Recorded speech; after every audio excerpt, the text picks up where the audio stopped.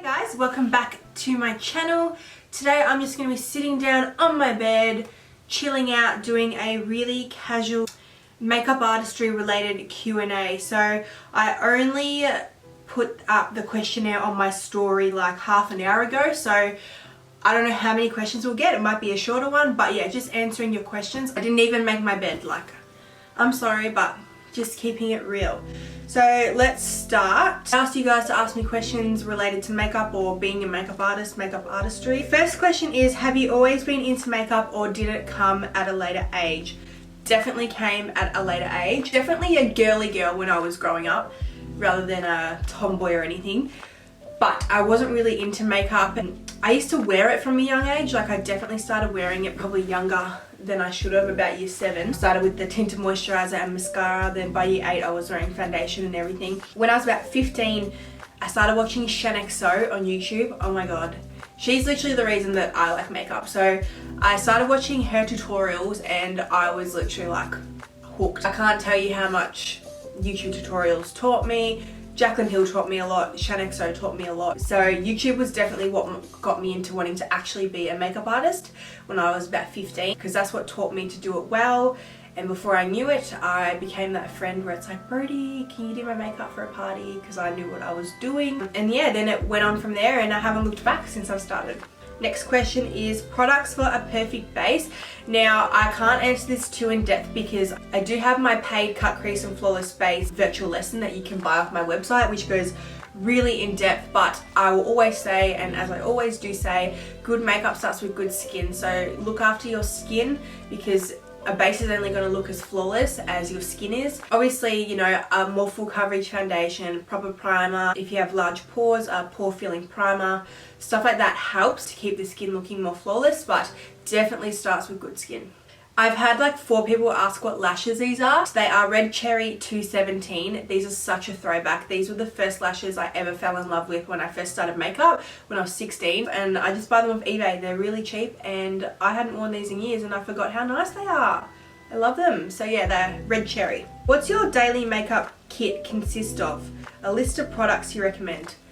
A daily makeup tutorial is coming, so keep your eyes peeled for that. Just a basic base and all that. But for every day, I would have foundation or BB cream, CC cream, tinted moisturizer, whatever you prefer coverage wise, concealer, powder, some brows, mascara, bronzer, blush, highlighter, and just some lip balm or lip gloss. But yeah, when I do my daily makeup tutorial, I'll definitely go more in depth about that and tell you everything that I use. Next question is, would you do your own bridal makeup? This is such a hard one. I genuinely don't know. I'm not going to know until it comes to that time. I think it depends what type of wedding I have. I want to elope, like I'm not really phased about a massive wedding. I more want like a big engagement party, but my partner, he wants the big wedding. I think I'll definitely get someone for bridesmaids, but I don't know about myself, or if I got someone else to do my wedding makeup but using some of my products. Depends when it happens. It's such a hard question, that one. But if I was to get married tomorrow, no, I'd probably just get it done so I don't have to think about it. What was your strangest client like?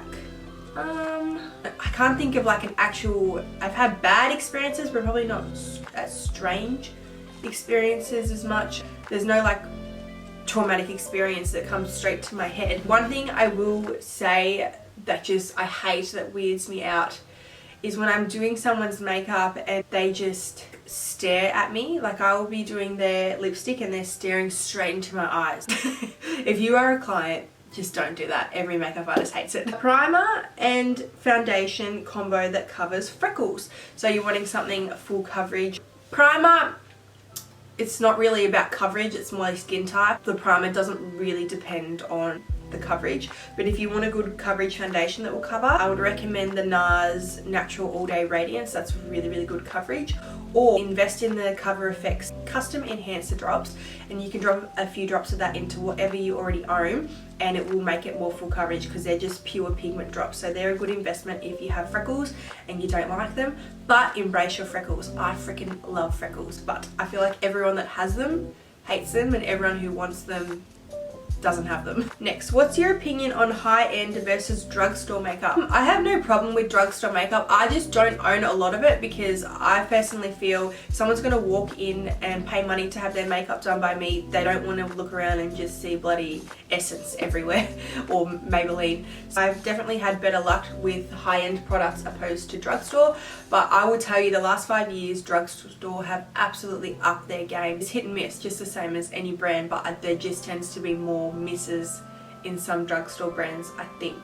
I always felt like drugstore eyeshadow was really crap. Like their foundations and that were always alright, and mascaras, drugstore mascaras all the way, they're the best. Even lippies and that, you can find great lippies. And I always felt like eyeshadow was what let them down, but recently like the Australish palettes and that are really good. So they have upped their game, so I have no issue with drugstore makeup.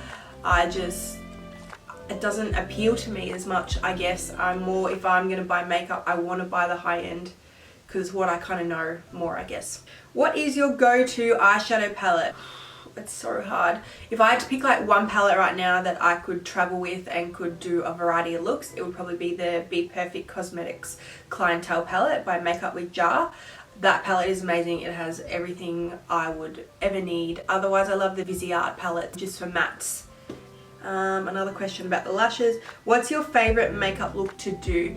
I love like this kind of thing that I've just done. I actually love more natural kind of looks. I like the eyes a bit smokier, but I definitely like the full-on glam. Like for me, this is still full glam, but the full-on glam like cut crease and that is not my favorite look to do. I would much rather do something smoky and blown out or softer. Smoky and blown out is one of my favorite because I will say on the eyes, I do like a bit of drama. I like eyeliner. I like a bit of smoke. So yeah, that's probably my favorite, something kind of smoky, similar to this. What type of skincare products do you find give the best base before foundation? So you want to get in a good skincare routine. Maybe I can do a video on my skincare routine. Let me know if you want to know that. You want a good cleanser. You want to be cleansing daily. A good exfoliator to exfoliate 2 to 3 times a week. I moisturize daily and I put rosehip oil on at night before bed, especially the rosehip oil. That just gives a hydration so you wake up nice and glowy. You definitely want a bit of moisturizer on before foundation. But yeah, you just want to get in that good routine with your skin. So because if you have dead skin buildup and stuff like that, congestion, that's gonna make the makeup look crap. So by cleansing, exfoliating and keeping the hydration in there, that's what's going to keep your skin in good condition, which will make the makeup look smoother and more flawless. Worst makeup brand you've used? Ooh, that's a tough question. I don't know. I'm actually like, I can't think. Like there's been shocking products from different brands, but not like a whole brand that I just despise. I'm just trying to think if there's like a brand that I just won't buy from. I remember when I was in year 12, had hardly any money, went and bought a Nude duo eyeshadow, like that come in 2. I think they've changed the formula now. It was so bad. There was no pigment, it was expensive, and it was not worth the money at all. So yeah, it's not really a brand, but more a product. Best bronzers for pale skin don't make your makeup look muddy, and what's the best way to apply it? I literally just did a pale skin tutorial on my YouTube channel, so if you go back you'll be able to see that, and I talk all about bronzers and stuff to use on pale skin. How do I use brown eyeliner on my waterline without looking emo? I love that. So I think eyeliner is all about how you apply it, and to be fair, I feel a lot of people just don't like eyeliner because I feel like, go back to like 2010, everyone just did black eyeliner underneath because it was one of the easiest things to do, that we just, oh, this makes the eyes pop, so everyone was doing it, and now a lot of people hate it because they look back at when they were younger doing that. But I think if you do it right, it looks good. So few tips. First, never just do eyeliner underneath with no eyeshadow. That's what's going to give you that heavy emo look. If you're going to be doing the eyeliner underneath, I feel like you need to have it balanced out with shadow and other things going on as well. If you're scared of it making you look too emo, only apply it on the outer half of the eye. Depends on people's eye shapes as well. Like some people absolutely look incredible with it, and then other people don't suit it as much. And do it right, like pull the skin down to get it right tight in your waterline so it's not too thick underneath, then just press in the eyeshadow underneath rather than having it really thick the whole way underneath. But yeah, that's probably some tips. I would have. Once again, it's personal preference. Some people just don't like the look of it. But yeah, you can do it. It's more so probably, you don't look emo, but you're probably just not used to yourself with it on.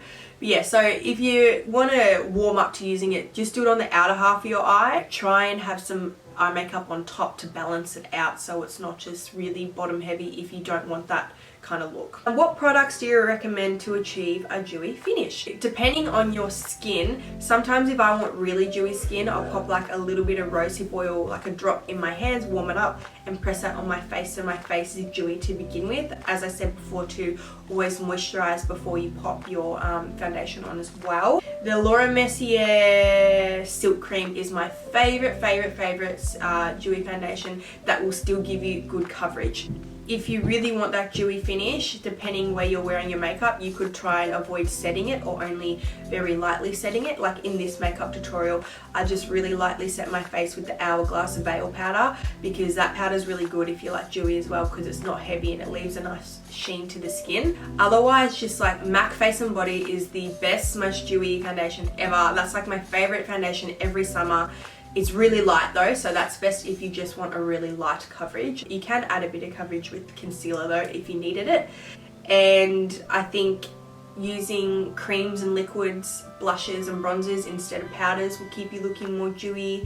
Using highlighter, of course. And another trick I also love, which is a method I used in my mature age makeup tutorial, is to take a bit of the Laura Mercier matte baked highlighter in the shade number 1, and I lightly dust that like over the whole face and you just glow. But it's a matte highlighter, so it's not like really shimmery, but it just leaves a glow. Hard to explain, but if you try that product, you know what I mean. So sorry, that was like a lot and it's probably all jumbled, but yeah, so Laura Mercier Silk Cream Foundation for a fuller coverage that's dewy, or MAC Face and Body for a lightweight foundation that's dewy. Lightly setting with the powders that I mentioned, not too heavy on the powder. Liquids and creams to keep you looking dewy on the cheeks, and obviously applying highlighter, and a dewy primer like the Too Faced Hangover Primer. It will help you as well. Best eyelashes, someone said. My personal favorite lashes I have used are the velour lashes. My favorite styles that I use are Wispy Sweet Nothings and Girl You Crazy. I think that's the two I've got. Girl You Crazy is more intense. Wispy Sweet Nothings are probably my favorite. They're a bit more subtle. I can get so many wears out of them. For me personally, a good lash is something that's fluffy and the band is going to last you a couple wears.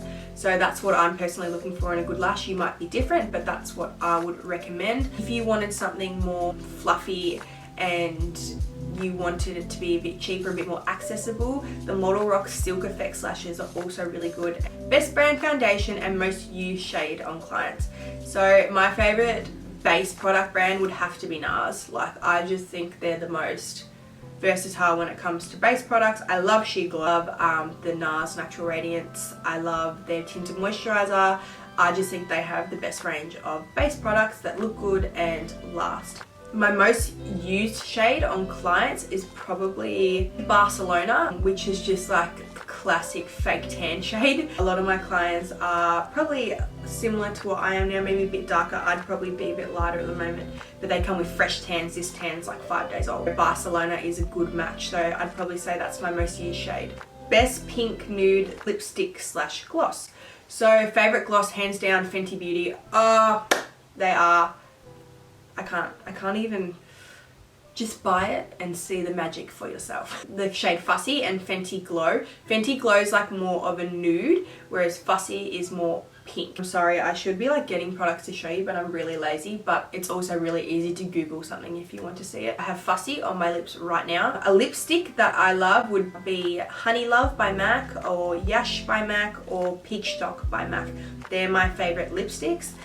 So if you want that more traditional lipstick opposed to a gloss, that's what I would go for. I think we'll stop it there. I think that was enough questions. I have like quite a lot of footage, so I'm still going to break that down. I could definitely do this as a bit of a series, like lots of different, obviously there's 1,000,001 questions you can ask about makeup. Thank you so much for watching. There's definitely more YouTube content coming. See you next video. Bye guys.